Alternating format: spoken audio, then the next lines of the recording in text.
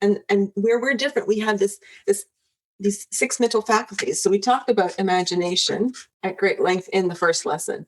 Talked a little bit as well about your intuition, which is that direct connection to that infinite intelligence. So that when you're in the calm and in the quiet, that's why leaning into having those relaxing breaths are really important, that you can make that connection. The voice of your intuition, that true, authentic self that's connected to all things, to all questions, that can give you all answers is your intuition. And sometimes it's that gut feeling that, oh, the weather forecast is good, it's sunny, maybe a couple clouds out there, but why am I reaching for my umbrella before I walk out the door? Something was telling you that, but you didn't bring it. And you go out through your day, and on your way from work to the car, and boom, there is this, you know, isolated shower.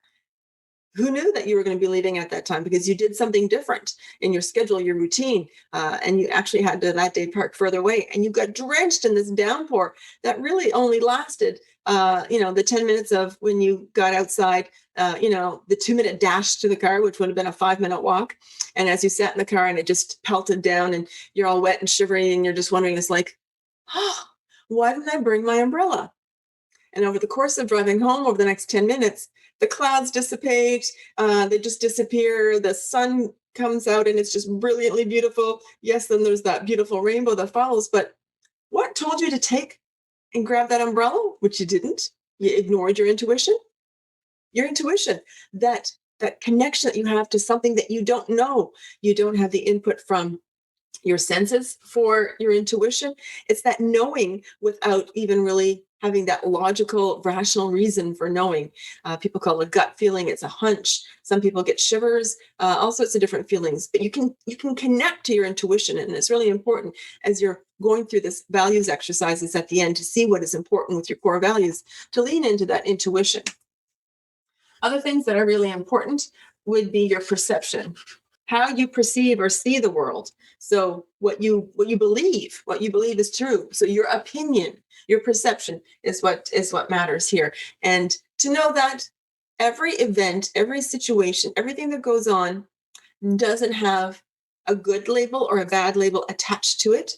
You, I, people ascribe that to that. That's why there's so many different opinions, because there is so much different perception.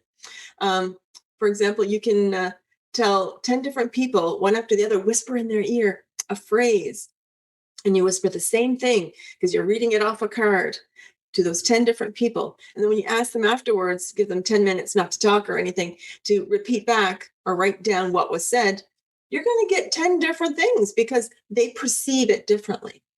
So what I intend to give out and what is perceived and received can be two different things. So your perception on the world with your beliefs will help figure out what it is that's important to you in your value system. Another mental faculty is called the will. And this is not willpower. We do not want to use force energy, because when you force something, it has an equal and opposite reaction. So when you're pushing through something, you may break through that barrier, but there's the equal and opposite. So this idea of working harder may not be the best way to do something. An example of that, if you've ever read the book You Squared, there's a story in that